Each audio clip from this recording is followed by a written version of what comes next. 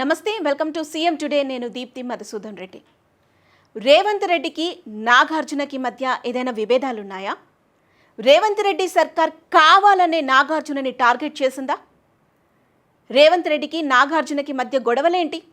అసలు రేవంత్ రెడ్డి ఎందుకు నాగార్జుననే టార్గెట్ చేశారు? ఇలాంటి ప్రశ్నలు గత కొన్ని రోజులుగా ఇండస్ట్రీలో వినిపిస్తూనే ఉన్నాయి. దీనంతటికీ కారణం మొన్న నాగార్జునకి సంబంధించినటువంటి కన్వెన్షన్ని కూల్చటం, నిన్న మరి తన మాజీ కోడలు తన కొడుకుకు సంబంధించినటువంటి ఒక దుష్ప్రచారం చేయటం, ఈరోజు ఏమొస్తుందో తెలీదు, రేపేం జరుగుతుందో తెలీదు అంటూ వీటి గురించి మాట్లాడుతూ ప్రతి ఒక్కరూ కూడా రేవంత్ రెడ్డికి నాగార్జున అంటే కోపమా, రేవంత్ రెడ్డికి నాగార్జున అంటే సరిపోడా, ఏదైనా సమస్య ఉందా, ఎందుకు ఇదంతా చేస్తున్నారు అంటూ కూడా చాలామంది ప్రశ్నలు వేస్తున్నారు. మరి ఒక్కసారి మనం గమనిస్తే నిజంగానే రేవంత్ రెడ్డికి నాగార్జునతో పర్సనల్ ఇష్యూ ఏదైనా ఉందా అంటే అవుననే సమాధానం వినిపిస్తుంది. ఎందుకు అంటే ప్రస్తుతం ఉన్నటువంటి ముఖ్యమంత్రి రేవంత్ రెడ్డి ప్రస్తుతానికి కాంగ్రెస్లో ఉన్నా కూడా ఆయన గతంలో టీడీపీ పార్టీకి సంబంధించినటువంటి నేత. అయితే టీడీపీ నుంచి వచ్చినటువంటి ఆదేశాల మేరకే కన్వెన్షన్ని కూల్చేశారు అనే వాదనలు కూడా వినిపించాయి. అసలు కన్వెన్షన్కి టీడీపీకి ఉన్న సంబంధం ఏంటి అని అంటే నాగార్జున జగన్మోహన్ రెడ్డికి మధ్య ఉన్నటువంటి అనుబంధమని, అండ్ నాగార్జున రాజశేఖర్ రెడ్డి హయాంలోనే కన్వెన్షన్కి పర్మిషన్స్ తీసుకున్నారని, అదంతా నచ్చకనే టీడీపీ కావాలని కుట్ర చేసింది అని కూడా కొంతమంది అంటే ప్రచారం చేశారు. ఇందులో వాస్తవం ఎంతుంది లేదు అనే విషయం కాసేపు పక్కన పెడితే నిజంగా రేవంత్ రెడ్డి ఇప్పటికీ టీడీపీ చెప్పిన మాట వింటున్నారా అనేది అనుమానం. నేనైతే ఎక్కడా కూడా టీడీపీతో ఆయన కలిసి వెళ్తున్నాడు అని అనుకోవట్లేదు. ఎందుకనంటే టీడీపీ కూటమి అధికారంలోకి వచ్చినప్పుడు రేవంత్ రెడ్డికి ఇన్విటేషన్ వెళ్ళినా కూడా ఆయన అక్కడికి వెళ్ళలేదు. తన గురువుగా భావించి ఉంటే అక్కడికి వెళ్ళాలి కదా. ఆయన పైగా ఒక ఇంటర్వ్యూలో ఎవరయ్యా గురువు అంటూ కూడా ఆయన దూషించినటువంటి విధానం మనం చూసే ఉన్నాం. కాబట్టి ఇక్కడెక్కడా కూడా టీడీపీకి సంబంధం ఉంది అనేది అయితే నేను అనుకోను. కానీ బట్ ఆ సమయంలో కన్వెన్షన్ కూల్చినప్పుడు పెద్ద చిన్న అనే తేడా లేకుండా ప్రతి ఒక్కరికి సమన్యాయం చేస్తున్నారు రేవంత్ రెడ్డి. అందుకే నాగార్జునకి సంబంధించినటువంటి కన్వెన్షన్ అయినా కూడా దాన్ని కూల్చేశారు అంటూ కూడా కాస్త రేవంత్ రెడ్డికి సపోర్ట్గానే అందరూ మాట్లాడారు. కానీ ఇప్పుడు తన కుటుంబం గురించి, తన పర్సనల్ లైఫ్ గురించి అంత దారుణంగా ఒక మంత్రి, తన పార్టీకి సంబంధించినటువంటి లీడర్ ఇలా దారుణంగా మాట్లాడితే ఇప్పటి వరకు రేవంత్ రెడ్డి స్పందించకపోవటమే ఇలాంటి అనుమానాలకి తావిస్తుందన్నమాట. దీనంతటికీ కారణం అనేక మంది అనేక రకాలుగా చెప్తూ వస్తున్నారు.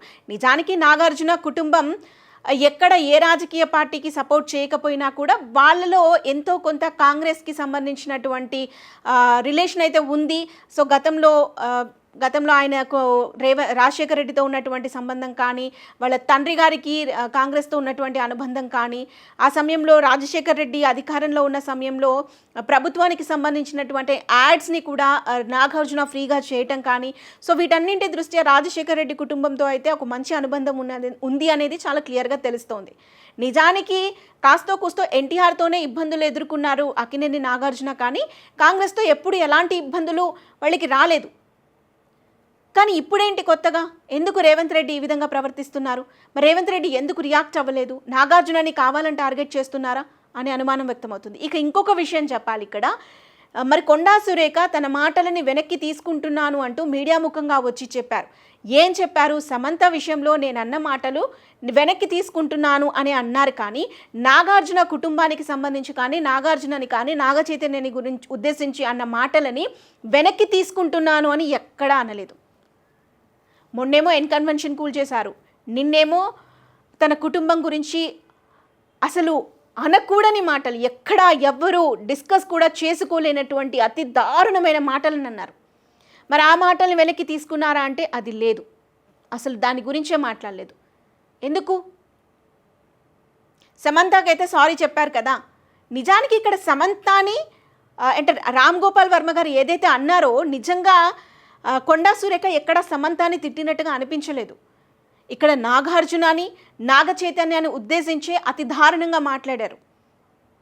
గౌరవంగా ఇండస్ట్రీలో ఉన్నటువంటి ఒక కుటుంబం గురించి అతి దారుణంగా నిరాధారకరమైనటువంటి వ్యాఖ్యలు చేశారు. కానీ ఆ మాటలకు సంబంధించి ఎక్కడా కొండా సురేఖ మాట్లాడలేదు. ఆ మాటలకు సంబంధించి ఎక్కడా రేవంత్ రెడ్డి మాట్లాడలేదు.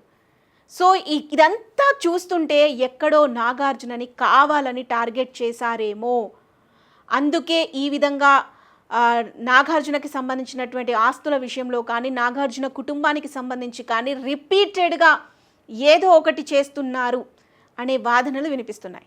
మరి మీరు కూడా అదే అనుకుంటున్నారా? నిజంగా రేవంత్ రెడ్డికి నాగార్జున అంటే కోపం ఉందా? కావాలనే ఇదంతా చేస్తున్నారా? కావాలనే ఎన్కన్వెన్షన్ కూల్చేశారా? కావాలనే తన కుటుంబంపై తప్పుడు ఆరోపణలు చేశారా? కావాలనే ఆరోపణలు చేసి ఇప్పటి వరకు దానిపై స్పందించకుండా ఉన్నారా? మీరేమనుకుంటున్నారు? సోషల్ మీడియాలో వస్తున్నటువంటి వార్తలపై మీ ఒపీనియన్ ఏంటి? కామెంట్ చేసి చెప్పండి.